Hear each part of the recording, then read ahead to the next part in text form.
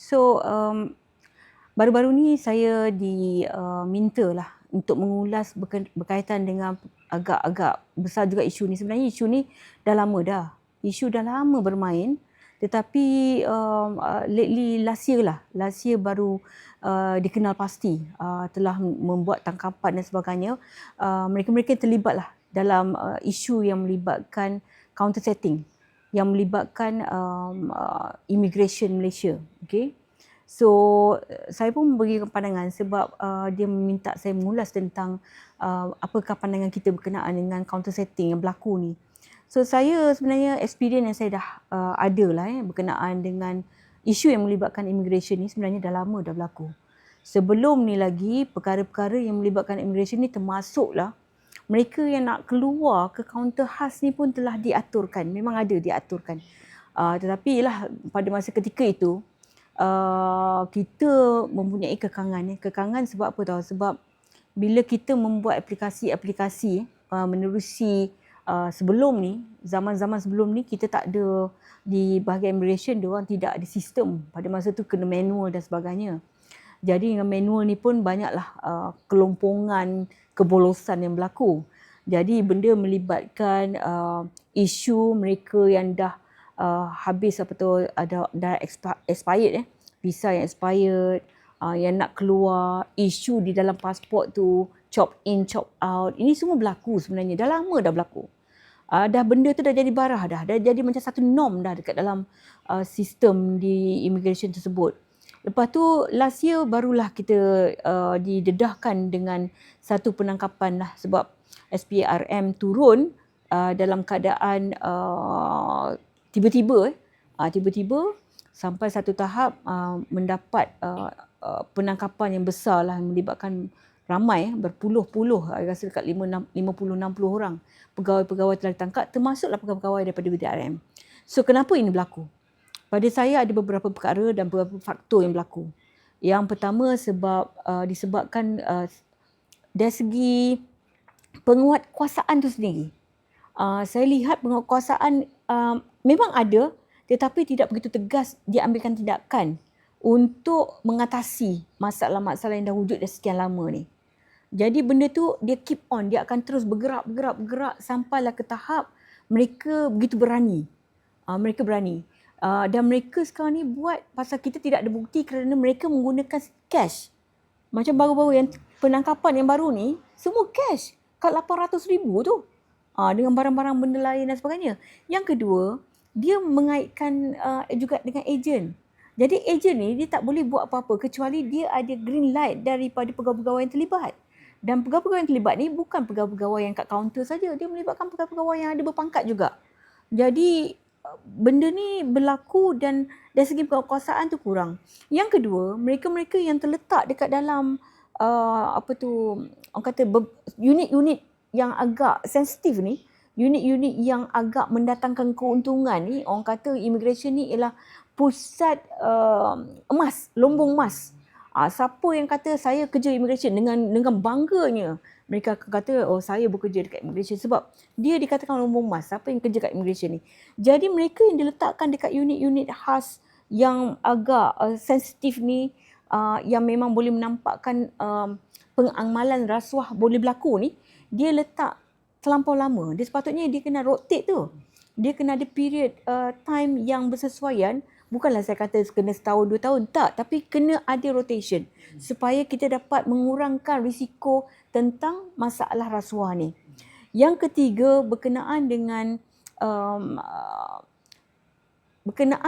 bila kadang-kadang kita dari segi public lah ataupun dari segi klien lah. Bila mereka nak membuat satu aduan, seolah-olah mereka takut mereka ini akan di blacklistkan. Faham tak? Maksudnya aplikasi diorang masuk lah. Bila aplikasi diorang masuk, of course dia nak kena menunggu keputusan. Bila nak menunggu keputusan, dalam tempoh tersebut, apa saja yang berlaku, rasuah diminta, itu, ini dan sebagainya terpaksa dilalukan. Maksudnya terpaksa dipersetujui lah. Dia terpaksa sebab dia takut dia punya nama akan jadi blacklist. Jadi perkara-perkasaan takut ni membuatkan tidak ada satu usaha untuk mempergiatkan banyak feedback, aduan-aduan daripada publik dan juga klien-klien. Jadi ini juga kita kena perbaiki dan perbetulkan.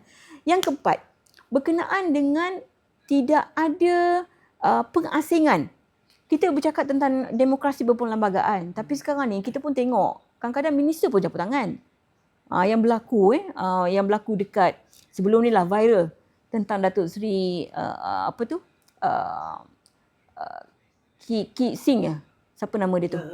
Yang datang ke airport, Motek kan, yang datang ke airport viral dan sebagainya, sampai satu tahap dia kata dia sendiri yang mengeluarkan adanya sistem melibatkan rasuah di kalangan immigration, nak kena bayar sampai 2-3 ribu macam tu kan. Jadi perkara-perkara pengasingan ni penting. Bila ada campur tangan pemimpin-pemimpin parti-parti pemimpin politik ni lah, jadi mengakibatkan permasalahan timbul. Sebab ada benda yang sepatutnya di bawah government punya tag kan, tetapi dicampur tangan oleh pemimpin-pemimpin politik dan sebagainya. Ini pun masalah juga yang perlu kita atasi. SPRM. Okey, kita ucapkan tahniah lah kepada SPRM sebab dia dah buat tangkapan dan sebagainya, tapi perkara tu sebenarnya dah lama berlaku. Kenapa mendiamkan diri sebelum-sebelum ni dah bertahun-tahun, berpuluh-puluh tahun berlaku. Tetapi tidak ada sebarang penangkapan dibuat dan sebagainya, dan kita berharap kalau boleh di peringkat KLIA ni, KLIA ialah pintu masuk dan keluar tau. Gateway. Dan ini kita punya sistem keselamatan kita tu, keselamatan negara kita, kedaulatan kita. Tetapi macam mana boleh keluar masuk boleh berlaku macam tu. Jadi SPRM sebenarnya dah aware perkara ni, tetapi cuma last year lah dapat penangkapan yang besar. Dan saya tidak tahu mengapa, tapi mungkin disebabkan ada beberapa kriteria yang saya cakap tadi. Yang kelima, saya berkemungkinan saya anggap macam ni lah. Sebab di peringkat kerajaan ni, minta maaf cakap, kebanyakannya adalah orang-orang kita, orang-orang Melayu kita. Sampai satu tahap, bila kita sebut tentang bangsa Islam, orang Melayu, bangsa-bangsa lain memperlekehkan kita. Kenapa? Sebab benda yang berkait dengan isu-isu melibatkan rasuah dan sebagainya, yang ramai, yang terkesan, yang terlibat adalah orang-orang Melayu kita. Saya sendiri kadang-kadang bila dengar macam tu, ya ada seorang sahabat saya yang translatekan semua daripada media masa Cina ni, dia punya paper dan sebagainya. Dia kata, Kak Bibi, saya nak keluar pun saya malu Kak Bibi sebab terlampau teruk komen dia berkenaan dengan orang Islam kita, orang Muslim kita, integriti dan sebagainya. Jadi pada saya, salah satu sebabnya mungkin sebab diorang ni tak cukup gaji yang diberikan tu. Sebab kalau dia cukuplah gaji dengan kos saya hidup yang tinggi dan sekarang ni, Tuan Jinggo, saya cakap tak termampu duduk kat KL sekarang ni. Tuan Jinggo pun tahu sendiri bagaimana kesannya. Nak pula bila bekerja, anak-anak nak pergi hantar dekat pusat asuhan pun tinggi nak bayarnya. Tinggi nak bayar dengan pendidikan kita. Kita sekarang ni, kita punya sistem pendidikan pun PIBG kena bayar.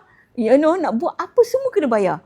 Jadi kekangan-kekangan timbul ni menyebabkan mereka-mereka ini, kaki tangan awam dan kerajaan ini mengambil jalan mudah dengan cara menerima rasuah lah. Tapi yang memberi rasuah tu semua dikatakan, dikodkan bukan orang-orang bangsa kita. Tapi yang menerima rasuah ni dikodkan bangsa kita. Nampaklah betapa rendahnya martabat kita, kualiti kita, integriti kita ni. Jadi saya lihat inilah angle-angle yang kita nampak yang perlu diperbaiki, yang perlu diberikan perhalusi lah ya. Dan ini bukan hanya melibatkan SPRM saja, bukan melibatkan immigration saja, tetapi melibatkan juga masyarakat dan juga melibatkan juga pemimpin-pemimpin yang membuat dasar sekarang ni. Pemimpin yang buat dasar ialah ahli-ahli parlimen kita lah. Takkan dia orang duduk kat situ makan gaji je Tuan Jinggo kan. Benda-benda macam ni kena diambil kira. Dan saya berharap kalau benda ni berlaku dekat immigration, bukan dekat immigration je. Sebenarnya semua jabatan-jabatan terlibat kita kena buat, kalau kata bahasa cantik ni yang agak viral sebelum ni, reformasi lah. So kita kena buat reformasi di peringkat jabatan-jabatan dan kementerian ni. Especially yang melibatkan dia punya pemegang taruh ialah klien-klien dan juga masyarakat awam. Itu pandangan saya lah berkenaan dengan isu counter setting ni. Counter setting ni sampai tahap dia orang minta pun dekat 2,000 ke 3,000 boleh jadi up to 5,000 ikut pada ni tau. Ikut kepada negara-negara mana yang mewakili. Ha.